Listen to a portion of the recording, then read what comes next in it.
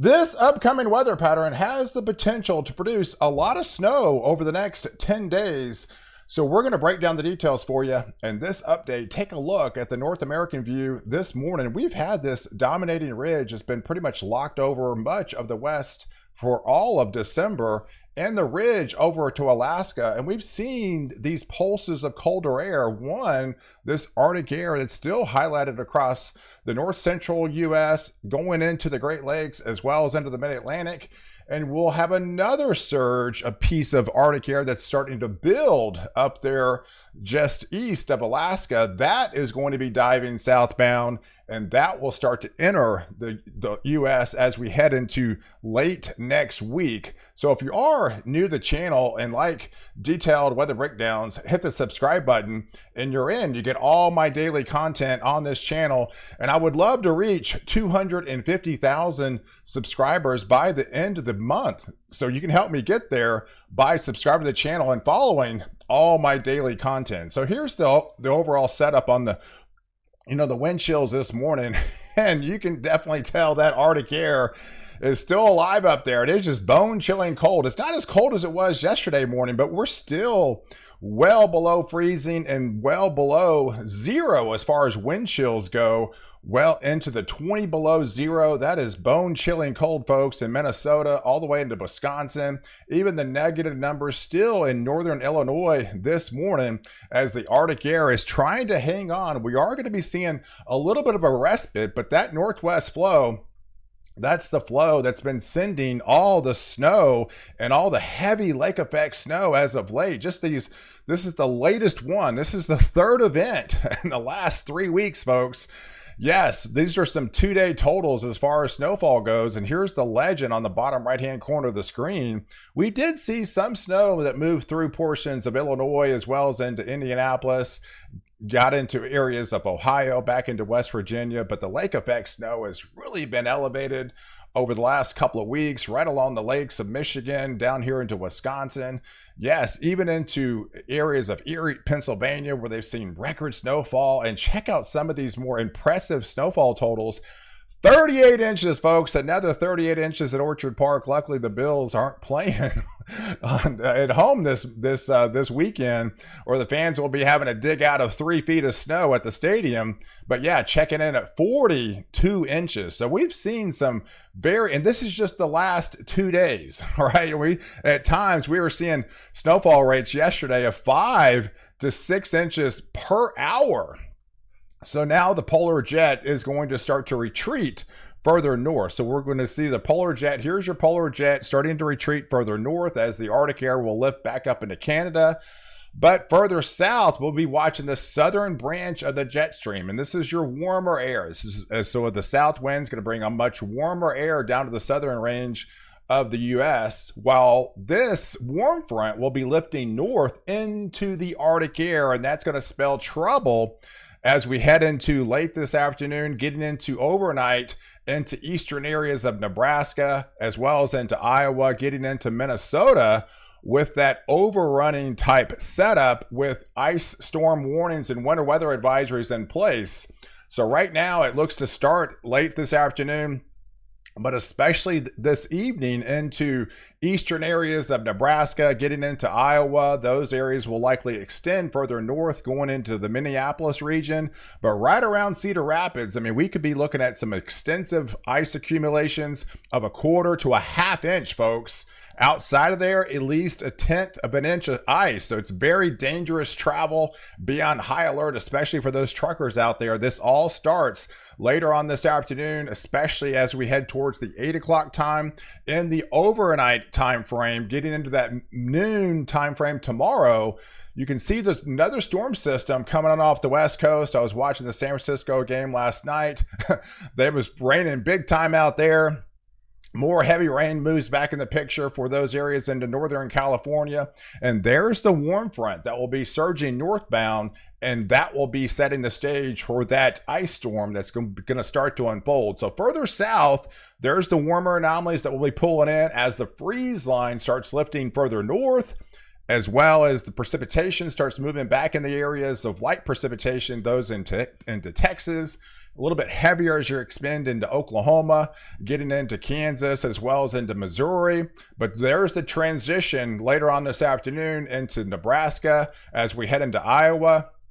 And then further north, you'll have that transition to kind of all snow. But overall, the next 3 days between now and say the 18th, about the next 5 days, there's the warm surge with that southern branch of the jet stream kind of winning out and taking over for a short period of time as much warmer anomalies start to build back into the picture. But that's not going to last long because we do have more Arctic air that's already starting to build up there into British Columbia. That is going to be diving southeast and setting the renewed threat for more very cold air, and also set the stage for an area of low pressure that we'll be watching. So here's the breakdown over the precipitation for the next 3 days. Well, yes, we'll have those systems come in off the West Coast. You know, Washington and Oregon, Northern California, those areas have been hit hard lately. We'll still get hit hard again with more heavy rain. And then there's the disturbance along the southern branch of the jet stream. Will bring out some precipitation in Texas, portions of Oklahoma, getting into Arkansas, and that will fade into Tennessee, get into the Kentucky region, and through the Ohio Valley over the next 3 days. But beyond that, once we get to the 19th, we'll be watching 2 disturbances. One that's going to start coming together across the southeast. Another system will be coming in from the north central part of the U.S.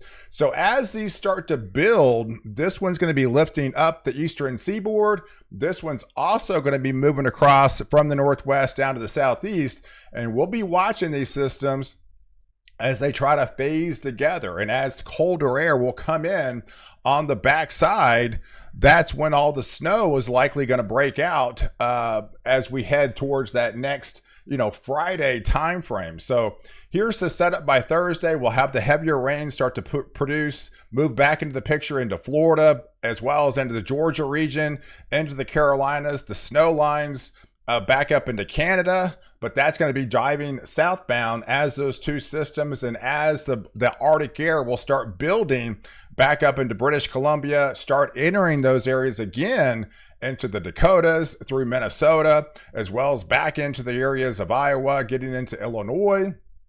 And we'll be watching the low pressure center by next Friday coming up the eastern seaboard. We're likely down to 1,000 millibar low pressure. Out ahead of it, very warm, very moist air, right? So you got the brown, that's your drier slot of air. You'll have the green, that's your moist air, right? So you have this system to the north coming up the east coast. You'll have this other system coming in from the northwest. We're going to be seeing these are able to phase together. And if they are, that will obviously produce a much bigger type setup. So right now, the GFS ensembles has it looking like this, with the low hugging right off the northeast coast. And then on the backside, we'll have snow coming back in the picture for those areas into Minnesota, getting into Wisconsin, into northern Illinois, as well as into Michigan, Indiana, Ohio, back into West Virginia, as well as into Pennsylvania, New York, and getting up into the Northeast, as well as into New England. And then as the low pressure center continues to lift northeast and deepens, it will drag that snow line a little bit further south. So now we're talking areas potentially into Long Island, getting into Massachusetts and Connecticut, those areas into Rhode Island. Would likely start to see some snow as the snow line will start building further south into eastern areas of Kentucky, as well as into Tennessee. With that colder air, the Arctic air continue to plunge southbound. So this would likely be not until next weekend.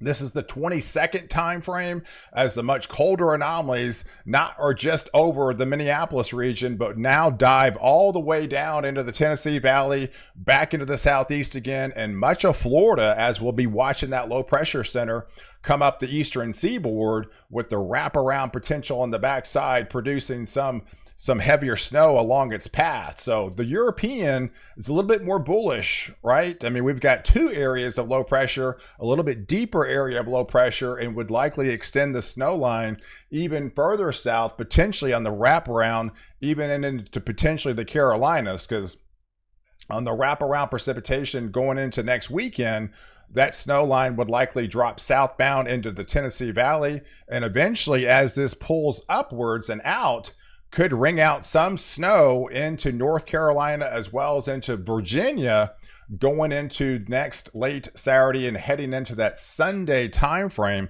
But it's definitely going to be cold, folks. I mean, that colder air really comes back with a vengeance. You'll have a little bit of reprieve over the next 5 days, but as we head into next week and especially into next weekend, here's your temperatures going into Sunday morning, as you'll be back into the below zero temperatures, those areas into Minnesota as well as into Wisconsin. The single digits coming back into play. This is not wind chill. This is actual temperatures of single digits coming back in the picture for Illinois as well as into Indiana.